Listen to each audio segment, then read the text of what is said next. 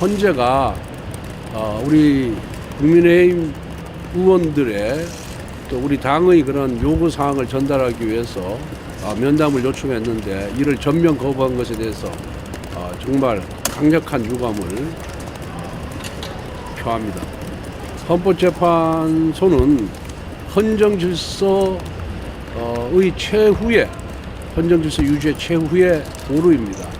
그렇기 때문에 헌법재판소는 지금과 같이 대통령의 권한과 또 의회의 권한이 충돌하는 경우에 이를 현명하게 해결함으로써 대한민국의 헌정질서를 지키고 그리고 양분되어 있는 국민의 여론을 통합하는 그런 작업을 그런 역할을 해야 된다라고 생각을 하고 있습니다.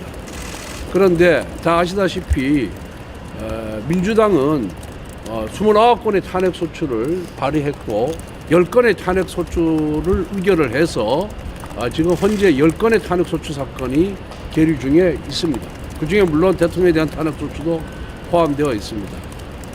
대통령이 헌법상의 권한인 비상계엄을 선포한 원인으로서 이러한 민주당에 의한 탄핵소추권 남용, 즉 의회 독재, 입법 독재를 거론한 만큼 그리고 그 입법 독재에 해당하는 감사원장이라든가 서울지검장이라든가 법무부 장관 등등에 대한 탄핵소추 사건이 대통령의 탄핵소추 사건보다 먼저 접수되어 있는 만큼 최소한 대통령의 탄핵소추 사건에 대한 심판 일정과 먼저 하거나 아니면은 같이 함께 이렇게 진행을 해야 되는데 지금까지 헌법재판소의 재판 일정을 보면은 대통령에 대한 탄핵소추 사건은 매우 성급하게 일주일에 2번씩 변론기를 잡는 등 빨리 진행이 되고 있고 그보다 먼저 접수된 감사원장이나 중앙지검장, 법무부 장관 등에 대한 탄핵소추 사건의 진행 속도는 늦습니다. 이 입법 독재의 원인이 뭔가가 이 탄핵소추에 남용된 탄핵소추 사건에 대한 결론이 결국 대통령에 대한 탄핵 심판 결정을 하는데 굉장히 저는 중요한 요소라고 생각을 하고 있습니다.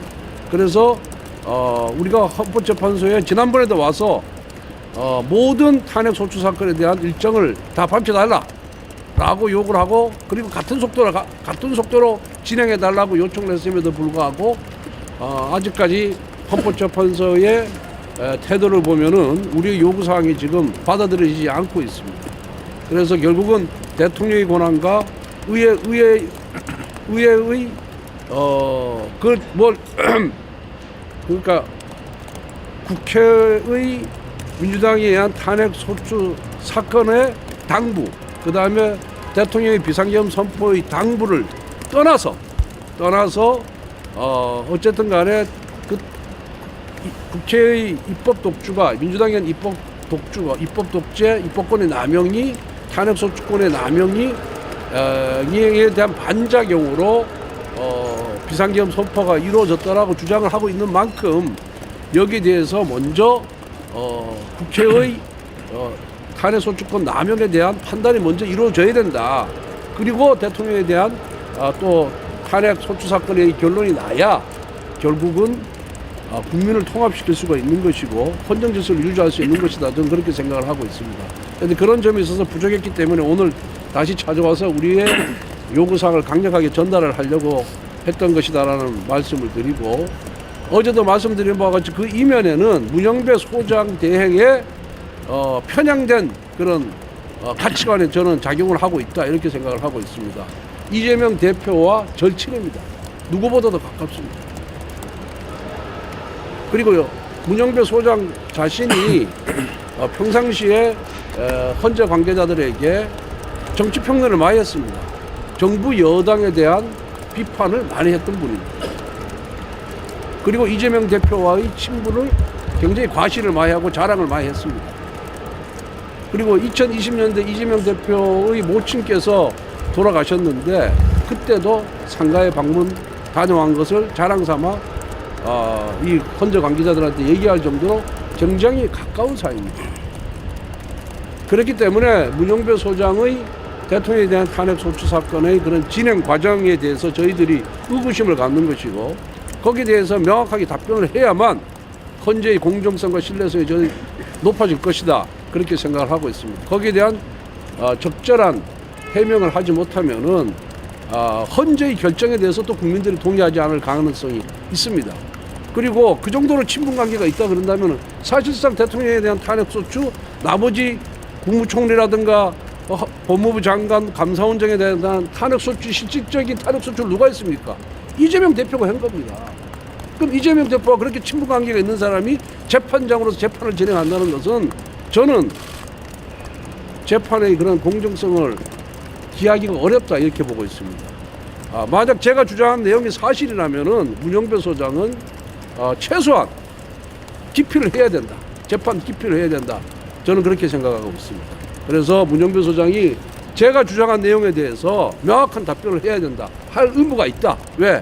헌재의 명예를 위해서, 헌재의 재판의 공정성과 신뢰성을 담보하기 위해서 명백히 그 부분에 대해서는 자기 입장을 내야 된다. 저는 그렇게 생각을 하고 있습니다.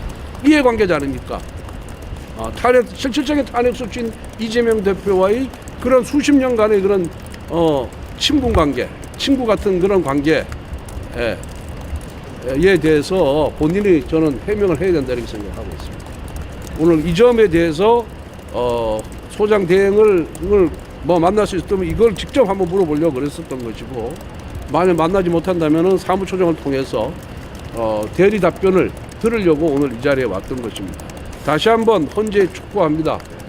대통령에 대한 탄핵 심판 절차의 속도에 맞추어서 먼저 탄핵 소추된 장관들에 대한 사건도 아주 같은 시간대로 진행을 해달라. 그리고 대통령에 대한 탄핵 심판 결정 이전에 먼저 접수된 그리고 어떻게 보면은 비상계엄 선포의 원인으로 지목되고 있는 그 남용된 탄핵 소추권에 대해서 먼저 결론을 내려야 된다라는 것을 다시 한번 강조해서 요구를 하고 두 번째로 문영배 대행의 이재명 대표와의 그 친분 관계에 대해서 답변을 하고 만약 거기에 대한 답변을 제대로 못할 거면은 이거는 재판, 재청 내지 기피 사유라는 말씀을 다시 한번 드립니다. 이상입니다. 지난번에 왔을 때는 안으로 들어오라고 해가지고 사무처장과의 면담을 허용하더니 갑자기 면담을 거부하는 이유가 뭔지 잘 납득이 가지 않습니다.